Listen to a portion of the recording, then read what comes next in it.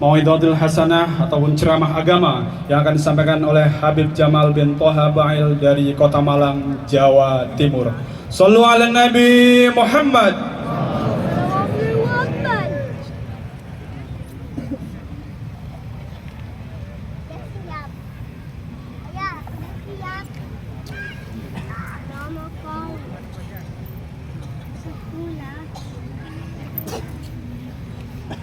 Assalamualaikum warahmatullahi wabarakatuh.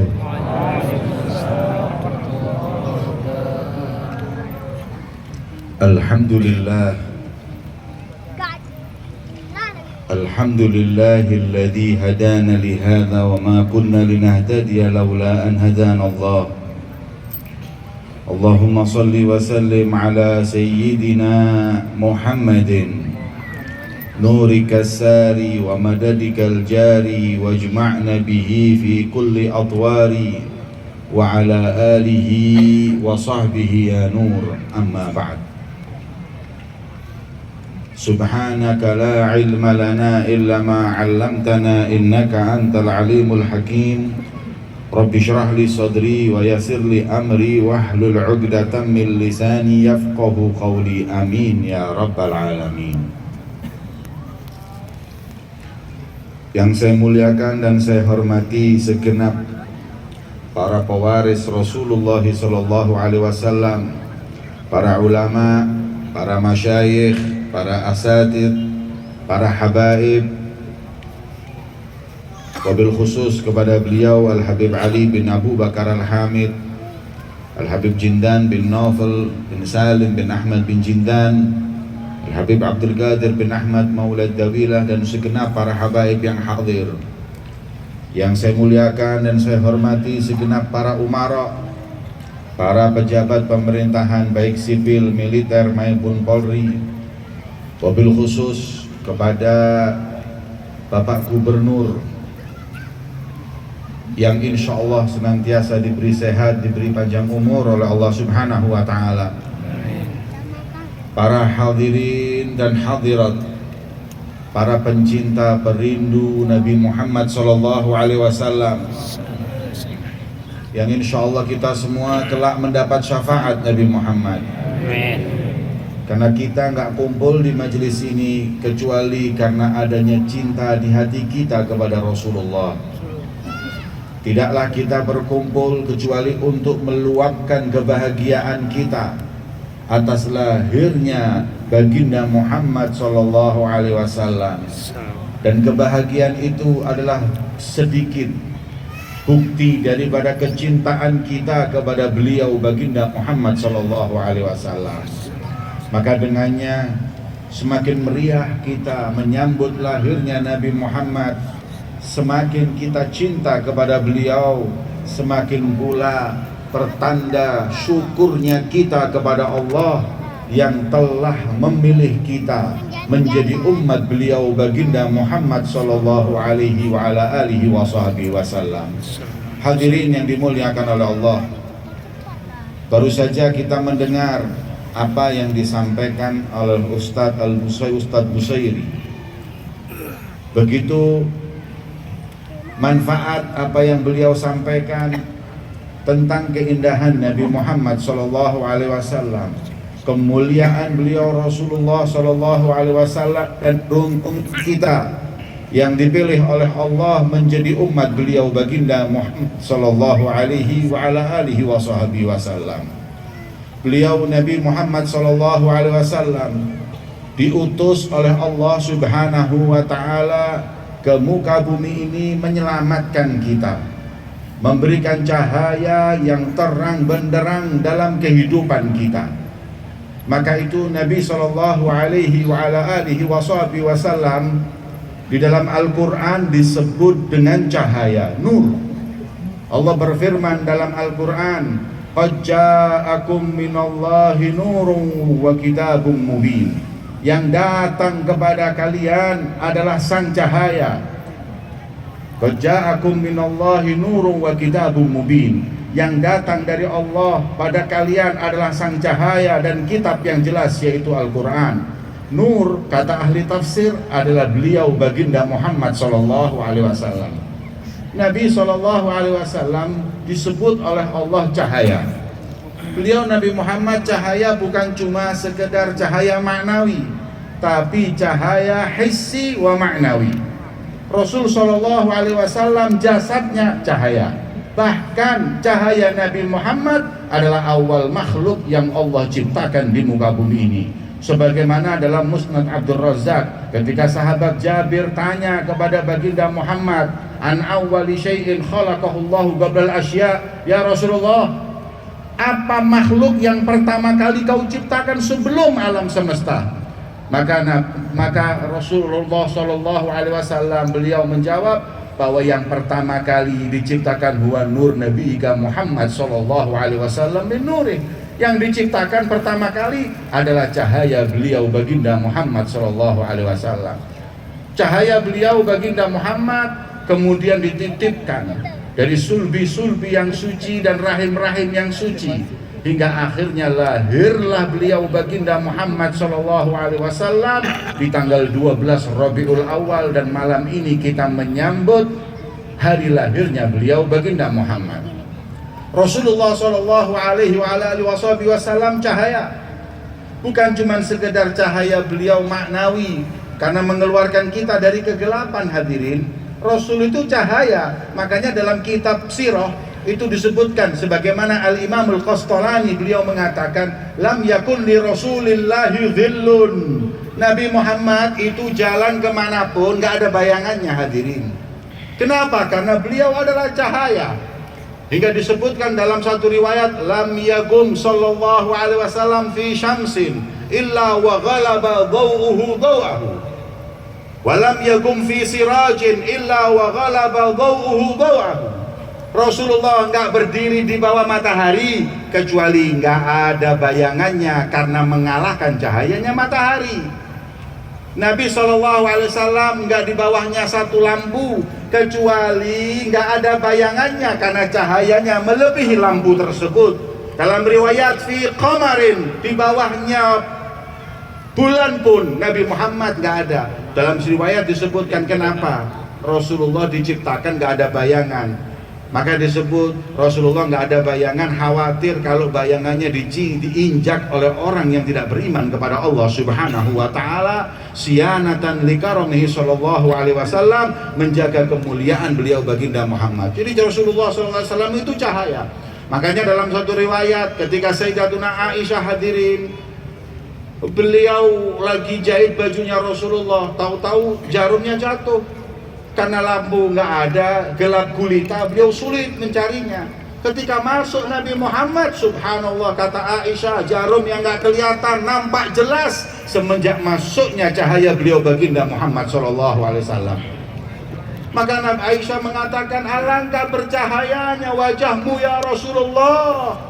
Maka beliau mengatakan, hadirin, fawailun man lam yarani yaumal qiyamah. Maka sungguh celaka, masuk neraka orang yang enggak memiliki kesempatan memandang wajah bercahaya ini nanti di hari kiamat.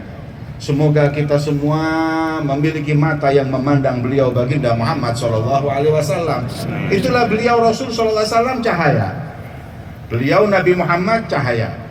Tapi ada cahaya lagi hadirin yang lebih bersinar daripada cahaya yang kita lihat seperti matahari maupun bulan atau lampu dan lain-lainnya, yaitu cahaya hissi. Sekarang ada cahaya lagi maknawi. Nabi Muhammad itu diutus oleh Allah, dunia gelap. Dunia ini gelap hadirin. Tapi semenjak Nabi Muhammad dilahirkan, terang benderang atas ajaran yang dibawa oleh beliau baginda Muhammad SAW. Maka itu Sayyidina Abbas, paman beliau baginda Muhammad SAW, ketika memuji kelahiran baginda Muhammad, ini belum ada yang buat maulid, pamannya udah buat maulid hadirin. Jadi kalau ada orang tanya kenapa puji Rasulullah, jawab Sayyidina Abbas, pamannya muji Rasulullah. Yang dipuji Nabi Muhammad diam, bahkan bahagia dengan pujian tersebut. Apa kata Sayyidina Abbas berkaitan dengan cahaya Rasulullah? Beliau mengatakan, wa anta lamma wulidta asyraqatil ardu wa da'at binurikal ufuku wa nahnu fi dhalika dhiyai wa fin nuri sublar rasyadi nakhtariku. Engkau wahai Muhammad, ketika engkau dilahirkan, berpancar sinar kelahiranmu ke seluruh alam semesta. Hingga detik ini kami berjalan dalam kebenaran adalah berkah daripada lahirnya beliau baginda Muhammad sallallahu alaihi wasallam. Allahumma shalli ala Muhammad. Itu beliau Nabi Muhammad sallallahu alaihi wa ala alihi wasallam. Cahaya hadirin. Nabi cahaya. Nabi sallallahu alaihi wasallam datang dunia jahiliyah, dunia gelap. Makanya kita di Indonesia ini hadirin, kalau mau buat peringatan Maulid Nabi jangan setengah-setengah, yang ramai sekalian. Kita di 17 Agustus buat acara meriah, karena itu kemerdekaan negeri kita yang tercinta Indonesia. Kalau kita nggak meriahin, salah kita hadirin. Kenapa? Apa nggak syukur sama Allah atas nikmat kemerdekaan? Meriahkan 17 Agustus, hari kemerdekaan Indonesia. Tapi ingat, 12 Rabiul Awal adalah hari kemerdekaan alam semesta. Siapa kita tanpa Nabi Muhammad? Dunia gelap hingga detik ini tanpa beliau Rasulullah SAW. Siapa kita tanpa Nabi Muhammad? Kita dhalalun mubin. Kita ini adalah umat yang sesat, jelas sesatnya. Tapi datang Rasulullah, kita udah nggak sesat lagi kata Allah. Tapi kuntum khaira ummatin ukhrijat linnas. Kalian sebaik-baiknya umat yang pernah Allah ciptakan di alam semesta. Allahumma sholli ala Muhammad.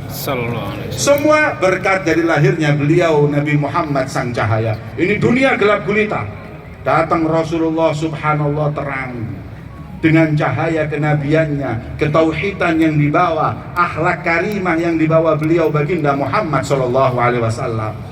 Nabi sallallahu alaihi wasallam itu datang dunia jahiliyah. Jahiliyah ini apa sih hadirin? Dalam Al-Quran, jahiliyah itu disebut di 4 ayat. 4 ayat mengungkap tentang jahiliyah. Apa jahiliyah? Bodoh. Bodoh apanya? Orang jahiliyah itu orang bodoh, nggak sekolah hadirin. Orang dulu ilmu falak, ilmu bintang lebih pintar dari kita. Kita ditemuin bintang itu udah bingung mau apa ini. Mereka tahu jam, mereka tahu suhu, mereka tahu arah, mereka tahu apapun. Bahkan apa yang akan terjadi dengan melihat matahari, dengan melihat bintang. Mereka punya ilmu yang begitu hebat, tapi bukan itu. Yang disebut jahiliyah itu bukan bodoh, itu pengetahuan dan teknologi.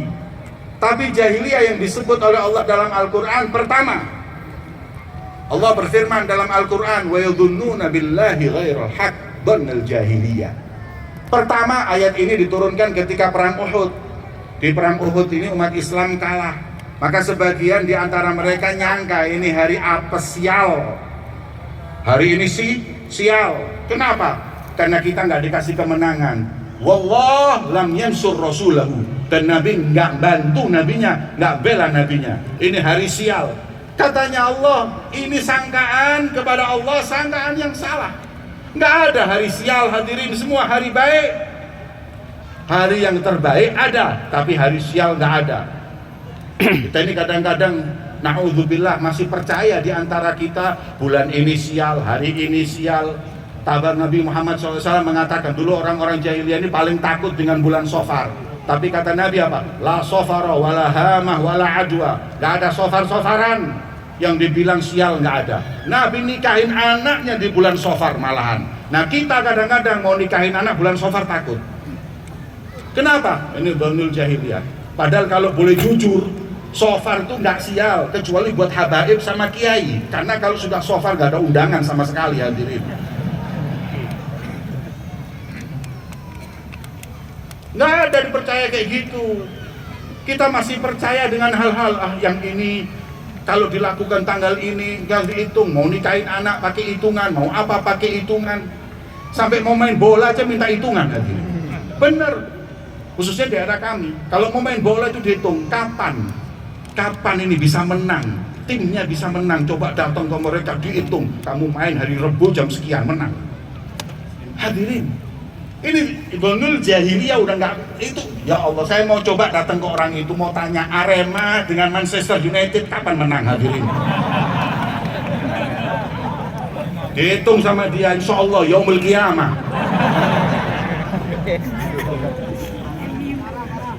Sudah nggak ada. Mau rezeki kerja, kita itu kalau mau rezeki kerja.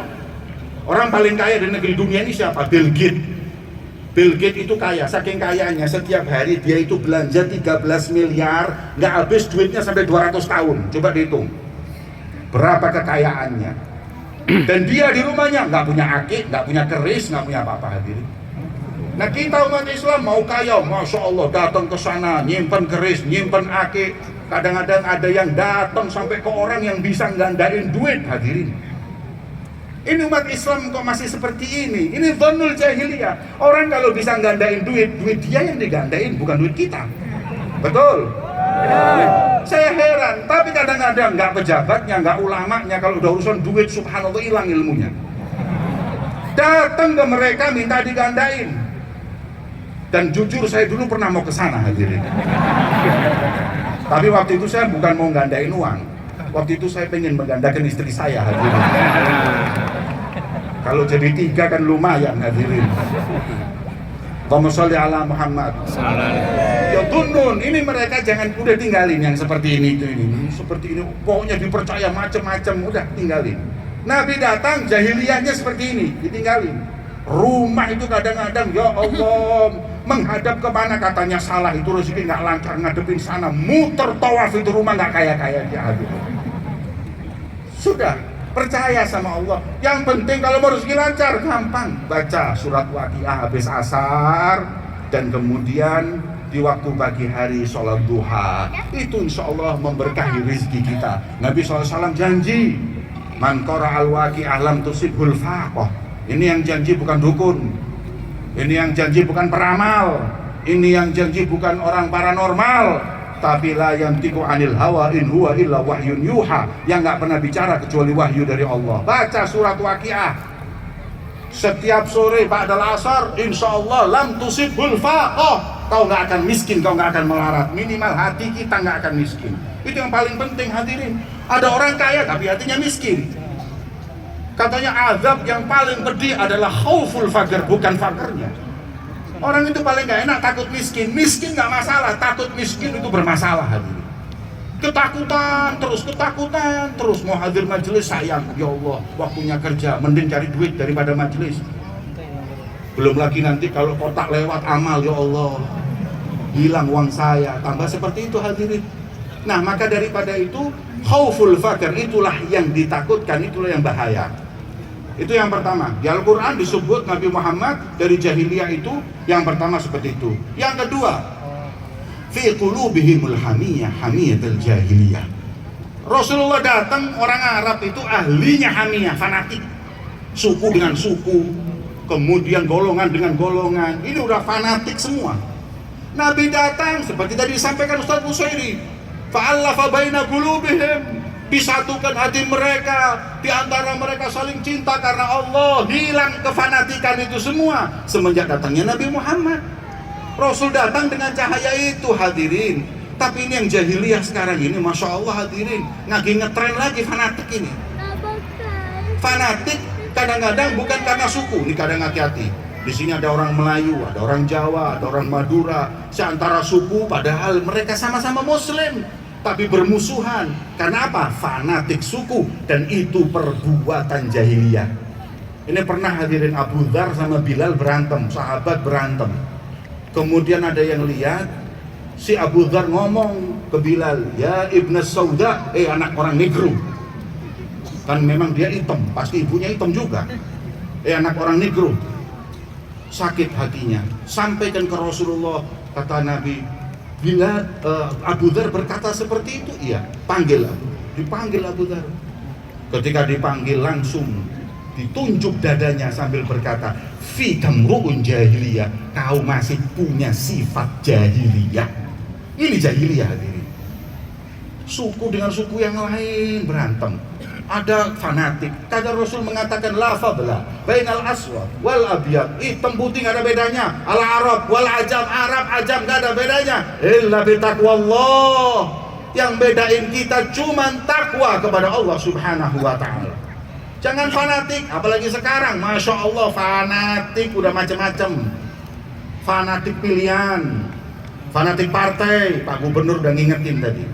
Kalian nanti sebentar lagi mau ada pemilihan umum, pilihan presiden, pilihan apapun yang santai, yang santun, yang bahagia. Ini pesta demokrasi, nggak usah saling menghujat, menghina, merendahkan, apalagi sampai berantem satu dengan. Mau fanatik kok di partai buat apa hadirin? Mau yang menang siapapun, nasib kita yang mulai dulu gini terus nggak berubah hadirin. Tetangga saya itu mau besanan, mau nikahin anaknya, tapi karena beda pilihan batal hadirin. Sudah batal, masya Allah, setelah nggak jadi, presiden sama wakil calon presidennya rangkulan, satu jadi presiden, jadi menteri. Ini besanan udah batal hadirin. Nanti habis ini pilihan presiden lagi, kamu meninggal dunia, calon presiden satu pun nggak ada yang takziah ente. Tetangga yang takziah. Kalian punya kebutuhan apapun, tetangga. Maka lebih baik jaga kerukunan rumah tetangga daripada kita mesti sibuk berantem demi untuk urusan-urusan yang nggak manfaat, sepele. Jangan golput, pilih. Tanya orang yang ngerti, pilih. Tapi jangan fanatik, itu jahiliyah. Pokoknya kalau udah pakai fanatik sebut aja fikam ru'un jahiliyah. Tahu orang jahiliyah. Lebih parah lagi fanatik majelis taklim. Ini gimana hadirin? Jaket majelis beda aja, masya Allah nggak bisa senyum, udah lirik-lirikan. Kenapa ini hadirin? Fanatik takmir masjid, la haula wala quwata illa billah. Udah fanatik ini dibuang. Perbedaan bukan untuk kita saling bertengkar, tapi untuk kita saling mendekat satu dengan yang lain, mengertiin satu dengan yang lain. Itu yang kedua. Kemudian yang ketiga hadirin, Allah Subhanahu wa taala berfirman di dalam Al-Qur'an, "Afa hukmul jahiliyati yabghun?" Apakah hukum jahiliyah yang mereka mau? Jahiliyah dulu adalah hukum. Hukum jahiliyah itu apa? Datang Nabi Muhammad ditindak ini hukum jahiliyah. Rata sudah. Kalau dulu yang kena hukum orang yang kecil, yang besar nggak ada yang dihukum hadirin. Orang besar nggak ada yang dihukum, yang kecil-kecil ini kena hukum. Maling ayam penjara 3 tahun. Ya, maling sandal di masjid penjara berapa? 2 tahun. Maling uang rakyat 3 tahun juga 200 miliar. Makanya kalau nyuri itu jangan sedikit-sedikit kalian. Ini hadirin, kayak gini nih hukmul jahiliyah. Jangan kita mengatakan, oh kita ini modern. Modern apa? Kita jahiliyah selama hukum nggak rata. Untuk hanya orang-orang yang lemah, adapun orang kuat nggak ada hukum. Tahu nggak Rasulullah pernah waktu itu didatangin Markus, maklar kasus. Didatangin, ya Rasulullah, ini bangsawan nyuri. Wani piro? Berapa kali mau kita kasih, asal jangan dipotong tangannya. Apa kata Nabi Muhammad? Lau saraqat Fatimah binti Muhammad la qata'tu yadaha. Jangan lagi bangsawan, anakku yang paling kucintai Fatimah, pemimpin wanita di surga, kalau mencuri aku potong tangannya. Allahumma sholli ala Muhammad. Ini hukmul jahiliyah, jangan sampai kita tiru. Tegas. Yang benar-benar, yang salah-salah, ini hukum yang benar yang dibawa oleh beliau baginda Muhammad sallallahu alaihi wa ala alihi wasallam. Kemudian yang terakhir kata Nabi sallallahu alaihi, kata Allah Subhanahu wa taala, ini yang penting, wala tabarrujna tabarrujal jahiliyah, dan jangan kalian berbudaya jahiliyah. Jadi Nabi dulu datang, orang-orang Arab ketika itu bajunya setengah telanjang. Ya, jadi ada yang bilang, wah itu cadar itu busana Arab. Arab mana hari ini? Orang Arab itu telanjang dulu. Datang Rasulullah, dibenerin baju mereka sampai nisaul Arab kal ghirban. Mereka seperti burung gagak. Kalau sudah berdiri bajunya longgar, nggak kelihatan mana depan mana belakang. Itu setelah datangnya Rasulullah. setelah datangnya syariat yang dibawa baginda Muhammad Sallallahu Alaihi Wasallam. Hadirin, nah ini sekarang Masya Allah, kita yang sudah datang Nabi Muhammad dengan syariat yang benar, malah perempuan-perempuan kita malah buka auratnya. Hadirin, ini ghirban itu kayak burung gagak, nggak kelihatan depan belakang. Nah, kita sekarang perempuan anak kita Masya Allah, depan belakang kiri kanan samping atas semua kelihatan. Hadirin, kenapa? Udah bajunya Masya Allah, jilbab rapat, celananya juga rapat juga. Hadirin, yang seperti ini baju jahiliyah. Ini baju jahiliyah. Di sini dikatakan wala tabarrojna, nunnya niswah, mukhatabnya wanita. Para wanita, para bapak, istri kalian, anak-anak kalian, perhatikan busana mereka. Jangan berbusana dengan busana jahiliyah.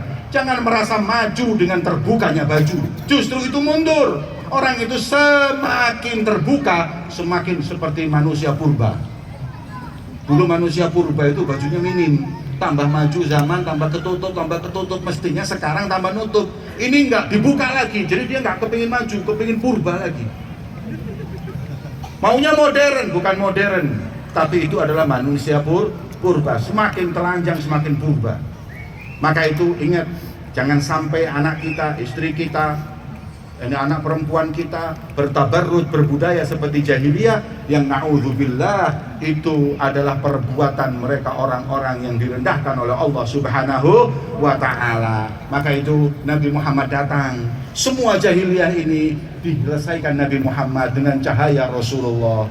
Semoga dengan momen maulid Nabi Muhammad SAW, cahaya Nabi Muhammad semakin bersinar di hati kita. Cahaya Nabi Muhammad bersinar di rumah kita. Allah angkat jahiliyah dari kehidupan kita sampai kepada batasan kecintaan kita kepada Allah dan Nabi-Nya Muhammad sallallahu alaihi wasallam. Allahumma ja'al jam'ana hadza jam'an marhuma wa tafarruqana min ba'dihi tafarruqan ma'suma wa la taj'al fina wa la ma'ana syaqiyan wa la mahruma. Allahumma iftah lana abwabal jud وافتح لنا أبواب الكرم والسعود واجعلنا من أهل الوفاء بالعهود واربطنا ربطا لا ينحل بصاحب مقام المحمود سيدنا محمد صلى الله عليه وسلم وصلى الله على سيدنا محمد وعلى آله وصحبه وسلم والحمد لله رب العالمين.